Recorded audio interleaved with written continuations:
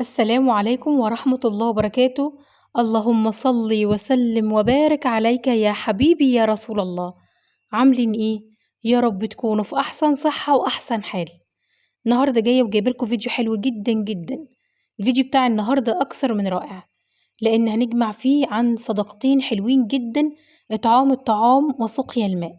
عملت معاكم فيديوهات كتير عن إطعام الطعام، مرة باللحمة، مرة بالفراخ، مرة بالوراك. أفكار كتير قوي وأفكار حلوة.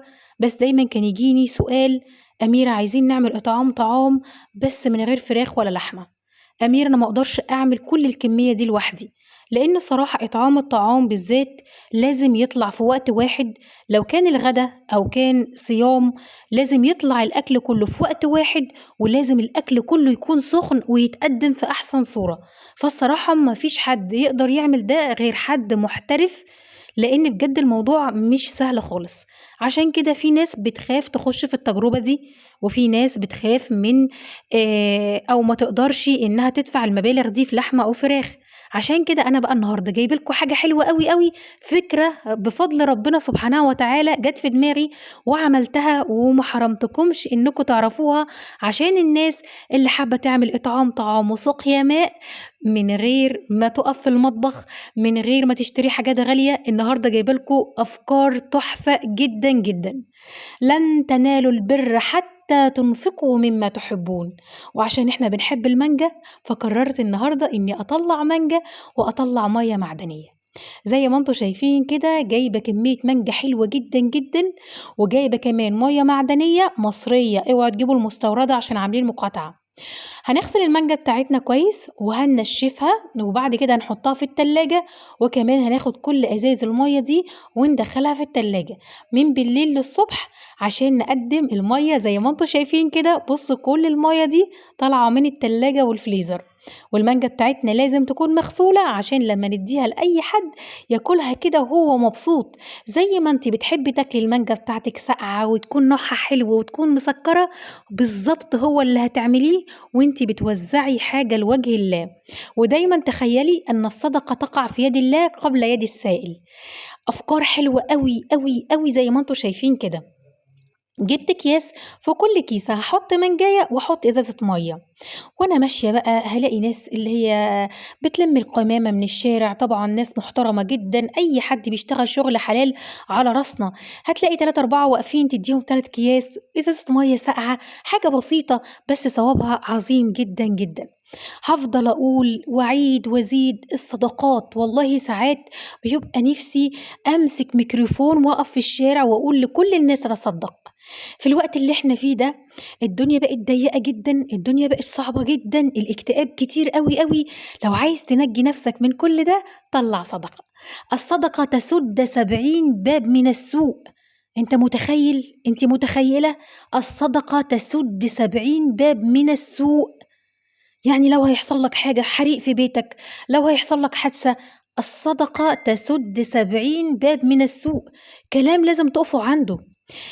بجد ده أعظم استثمار مع ربنا سبحانه وتعالى، إنك تستثمر مع الله سبحانه وتعالى. خايفة على ولادك من الأصحاب السوء، تصدقي. عندك حد تعبان، داووا مرضاكم بالصدقة. بصي الجمال، داووا مرضاكم بالصدقة. الدنيا ضيقة معاك، الشغل واقف، طلع صدقة على قد ما تقدر، على قد ما تقدر. ربنا كرمك وموسع عليك، اذبح عجل. مش قادر، هات خروف. مش قادر، معزة. مش قادر، كام كيلو لحمة؟ نص كيلو لحمة، كيسة، وطلعوها فيها رز ومكرونة لحد محتاج، كيكة وبسبوسة وحجازية، ونعمل طبق حلو كده ونفرقه على الناس وهي في السوق. الناس اللي في الأسواق، الناس اللي بتقف تبيع دي بتبقى تعبانة جدا، الله أعلم هم نازلين فترة ولا لأ. كل اللي عند ربنا مش بيروح. الحاجات دي بتنجيك من مصائب كبيرة جدا بتحصل لك في حياتك. والله في مرة من المرات هعمل لكم فيديو عن قد ايه ربنا، يعني في حاجات ربنا نجاني منها كبيرة جدا، لعلها تكون صدقة خرجت من القلب وصلت لله سبحانه وتعالى ونجاني فيها. ويمكن حاجات كتير قوي ربنا حاشها عني انا معرفهاش اصلا في علم الغيب. عشان كده كل وقت وكل شوية افكر اعمل حاجة حلوة زي دي. ولمّا جاتني فكرة المانجا والمَيّة المعدنية، لإن سألوني قبل كده كتير إن إحنا عايزين نعمل إطعام طعام وسقيا ماء بس من غير لحمة وفراخ، فقُلت ليه لأ ما أصوّرهاش معاكم، ليه ما نفيدش بعض؟ الناس اللي ممكن تقول هو الحاجات دي مش بتتصوّر، ليه مش بتتصوّر؟ نصوّر الصدقات عشان نعرّف بناتنا اللي قاعدين على التليفونات طول النهار، عشان نعرّف ولادنا اللي بيتفرّجوا على كل حاجة على الميديا، في حاجات سيئة كتير، ليه ما ننشرش الحاجات الحلوة؟ لو ما كانتش الحاجات دي ربنا حاببنا ننشرها كان قال ممنوع العلنية، لكن ربنا قال إيه في سورة البقرة؟ بسم الله الرحمن الرحيم، الذين ينفقون أموالهم بالليل والنهار سرًا وعلانية فلهم أجرهم عند ربهم ولا خوف عليهم ولا هم يحزنون، صدق الله العظيم. الآية دي في سورة البقرة الجزء الثالث صفحة 46 آخر الصفحة. ليه قُلت لكم الآية دي؟ عشان ربنا سبحانه وتعالى قال سرًا وعلانية، طبعًا صدقة السر تطفئ غضب الرب، ولكن العلانية عشان أشجّع أختي، عشان أشجّع صاحبتي، عشان أشجّع جارتي، يعني خلّي جزء صغير من صدقاتِك في العلن عشان نشجّع بعض وندّي أفكار لبعض. طبعًا عايزة أتكلّم معاكم في الموضوع ده كتير جدًا، جدًا، ولكن للأسف الفيديو خلاص خلص.